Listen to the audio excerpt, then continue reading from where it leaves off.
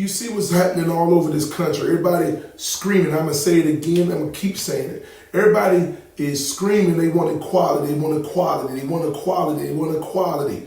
And I remember one lady got mad at me because of what I'm about to say.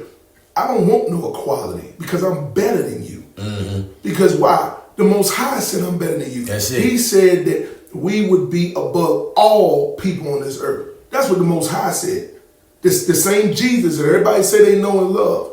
Mm-hmm. Well, guess what? I found out I'm his people. And he declared that he said that. I can't breathe.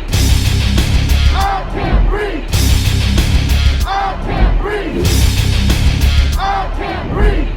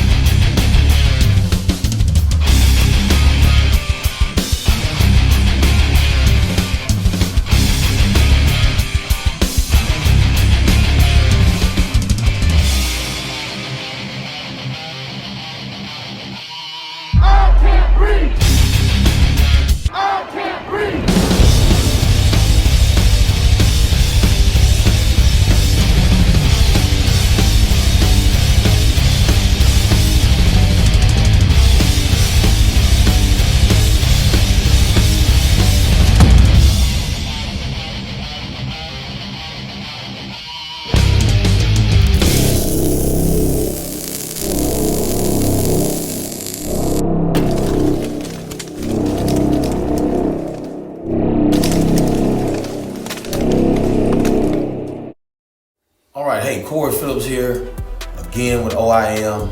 Oppression is manifested. We know that these damn devils continue doing the same old thing that they do, man. Racism is still alive. We are the people of the Most High, Yah, without a doubt. And so when I look at bringing Daniel Muir onto camera, we're going to go out to Loganport, Indiana to find out some things that is absolutely mind-blowing. When you have in these times and these types of days when a black man can't go anywhere in this country still without people making assumptions or people doing things against you, then we have a great issue with, and I don't want to be like everybody else calling the white man the devil, because it ain't about that. But see, here's the deal. When you read Genesis chapter 10, verse 5, that is one of my main premises with O.I.M. is because you've always told us that we were the Gentiles. Mm-hmm. And so I know that we're not the Gentiles. And so when we look, the Bible speaks specific prophecies concerning the Gentiles. And one of the things is behavioral. And so when we look at this, this thing that has happened out here in Loganport, Indiana, we're going to see that's behavioral. So let's go out to Loganport right now. Daniel Muir, are you there? Yes, sir, I'm here. Absolutely, man. How's it going out there today? Doing well. Absolutely. So, tell us, man, I think you recently went through a racist, experience moving to Loganport, Indiana. Now, is that area known for being racist? I'm learning that it is known for being racist. One thing a lot of people don't know is that the KKK was actually started in Indiana. A lot of people don't know that. And but we've definitely experienced some foolishness. I wouldn't say all of the town, but again, fear drives people to do things and say things that otherwise expose them. And that's exactly what we were seeing happening up there in Loganport. Right, so let's get down to it. So, you guys are Israelites just like, we all are, as we have come to the knowledge of the truth. And so you played a number of years in the NFL. You played football for a number of teams, and you found out that you're Israel. And so in finding out that you're Israel, one of the things that has caused you to want to come out from among them. That's right. And be ye separate. And so it started a journey. You going to go purchase land. That's right. And to move your family out. Now let's hear it from two standpoints, all right? because we're going to go out to what the comments have stated, but I want to ask you yourself, why did you move to Loganport, Indiana? Well, one, it was because just like you stated, the book says to come out from among them, be ye separate. It says to touch not the unclean thing.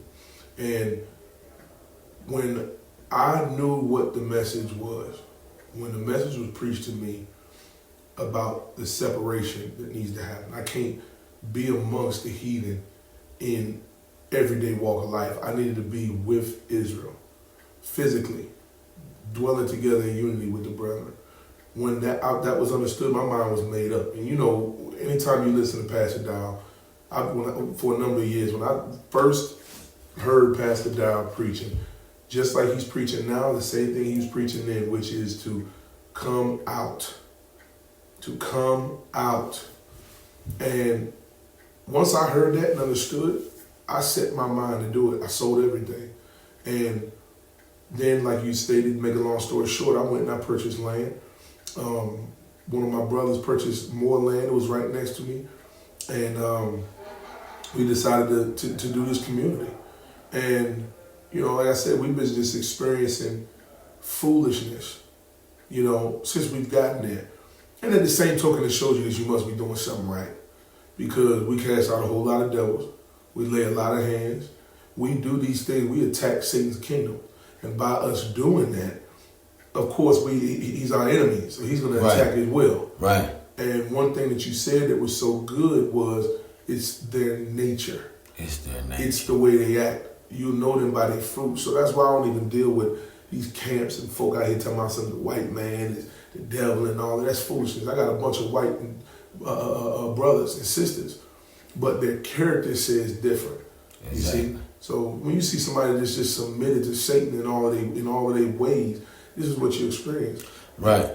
You know, I'm going to say this, you know, because I've had many experiences with the so-called white man, if you will, you know, because and then I look and see that there's other videos, you know, like I noticed that there's a move back to Africa movement going on. And they are expressing how much, you know, I was watching a video here recently, and the guy just kept saying, you need to come out from among your white oppressors. Now, so I know that to be true, but I take it, Daniel, from the biblical standpoint. See, I'm not going over to Ghana and then they put a big fence up around, you know, they get you there and they put a big fence around. Now you're in more slavery than you were being here in this country. Then I know that Yah is going to gather us from all four corners where we had been scattered. So I do know that. So I'm not sold on going to Africa, but you know, but these are the things that I know that they are referencing when you hear stories like this. See, let's listen to this, folks. If you're watching this video, see, reason why the title of this series is Oppressor is Manifested, because our brothers and sisters that are waking up throughout the world have to begin to identify where the hell oppression is. And so Daniel, they moved out to Loganport. And so all of a sudden, you know, they out there, they living, they learning the things that we should learn. We should be able to protect ourselves, right? Yes, sir. Okay, I mean, Second Amendment, is that only for white people or is that for, that's for everybody, right? Absolutely. And do you all work on protecting yourselves? Absolutely. So let me ask you this. So I talked to you earlier. You said they referred to you as a black militia. Now, Yes, why do you think they said that to you? I have no clue on why they said that. The whole thing started, I got a message. I woke up one morning, I went down to pray, and I saw a message on my phone from someone, I don't know who they were. And it was a random screenshot of a guy that lived in the area that said, we now have a black militia that lives here, and he's went to our land and seen us doing, patrolling the land with rifles. Now, is that true? No, that's not true at all. That's foolishness. And then he said, he made the statement in quote that we need to drive these fuckers out of town. And once I went to his page after that, and I was not shocked, but surprised a little to see the comments from so many people in that area that came with, I mean, we were seeing statements like, we're gonna fly drones over, assault drones, and give them good haircuts, or, you know, we're gonna get in the paddy wagon and go deal with them and show up at the door. I saw comments where one guy just flat out said, we need to go over there and leave no witnesses. Wow. And all of these things. So me being myself, I went and I got out in front of it, and that was the first time I met the sheriff and the state and the local police as well. I went and I let them know what took place. I showed them all the comments, and at that point the comments were still coming in. I mean, these comments were coming in for days and days and days, and I showed them the comments, and every time I got one, I just kept sending it over to them. And you see, I did let him understand something, and my exact statement to him was that if anybody, in any way, shape, fashion, or form, comes to my house or this land hostile, I said I will eliminate and execute any one of them. And I said I will sleep very well that night. And that's exactly what I told him. He said, well, you have every right. I said, I just want you to understand that. Because my family's here. You see, there's other Israelites that are here. My family, Israel, is here. And we will protect ourselves at all costs. So, you know, these are the foolish things. So when I say why, it's because they submitted to Satan. Right. Flat out. You know, when I was out here in this world and playing sports, but living like a whoremonger and vile as all get out, man, they loved you, you know, because you were entertainment to them. Right. But now that you decide to live righteous and to put away foolish things and literally come out from among them and become self-sustainable to yourself, there's an issue with it. And not only there's an issue, in that area, there's a bunch of Amish people. Right. They don't bother them. Right. They leave them folk completely alone. And we doing the exact same thing they doing. But hold up, Dane. Let me ask you this. Are you a violent man? Not at all. So, but then you told the sheriff that you would eliminate the threat. Absolutely. See, but then let me ask you this. Why in the hell do they always want to put this, you know, this bull crap back on us? You know, like we are, you know, such a threat to America. We're a threat because of our skin color. Well, I mean, why do you think that falls down on us when clearly you see all of these comments? Do y'all hear this, people? Have y'all done anything to anybody out there? Not one thing. We ain't done nothing but help the economy. We ain't done nothing, but that town is smaller than Lafayette, Tennessee. And we have done nothing but help that economy, bring notoriety because of what we did formerly. Now, we went out there with the intention that nobody even knew we was there. Right. But obviously word travels because they recognize our face. Right. From what we've done. Right. And so everybody knows that, oh man, these guys are here. So, but we ain't done nothing to nobody. So let me ask you this though, see, 'cause this is why I want to ask some real freaking questions. So you mean to tell me, didn't you play for the Indianapolis Colts? Yes, sir. That's in Indiana, right? Yes, sir. So that didn't stop the comments from coming in? I mean, did it count that did you sweat hard and help bring victories in Indiana? Yeah, absolutely. But that didn't help? It didn't do nothing. I mean, it was one lady that went as far as to go in her comments to say, we thought that they were here growing legal weed. Wow. That's what she said. You see, it's amazing that, when you, as a melanated man in America, when you want to do right, biblically, which knows you're doing right, it's amazing that because you say, okay, I'm not going to let you run over me, I'm not going to allow you to come and take advantage of me or my people here, then now you're characterized as violent. You're characterized as somebody that's crazy. Now we know from the book, it's clear. He said when we go into these lands that we didn't know, neither our fathers, he said that we would be in astonishment. But I'm realizing more and more in my life that it goes both ways too. Because a lot of people see us and they see that we're different. They see that we ain't like the typical norm that they perceive the melanated man to walk in. We walk upright. We walk confident. Right. Our pants ain't sagging, ain't looking stupid. You know, we don't function like that. And they notice that, and they're astonished that they're like, whoa. And they know when we walk in a room, they feel something. And it ain't us, it's his spirit. The whole atmosphere must change when we walk in, because they don't understand that we in the car, we pray for the atmosphere to change before we can get there. That's it. Flat out. But the second thing is we astonishment to them because they feel like we shouldn't be there. But in fact, the matter, if you look at the truth, they shouldn't be here. You shouldn't freaking be here. You shouldn't be here anyway, because you ain't native to this. We was here before you were. Bottom line, that's just facts and history. That's facts. That's just truth.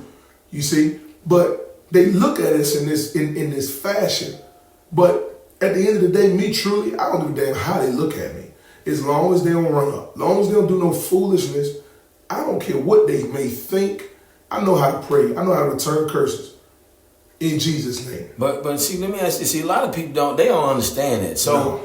in their language, let me ask you this: do you hate white people? No, I don't. Not at all. Not at all. You know, what's the difference in them?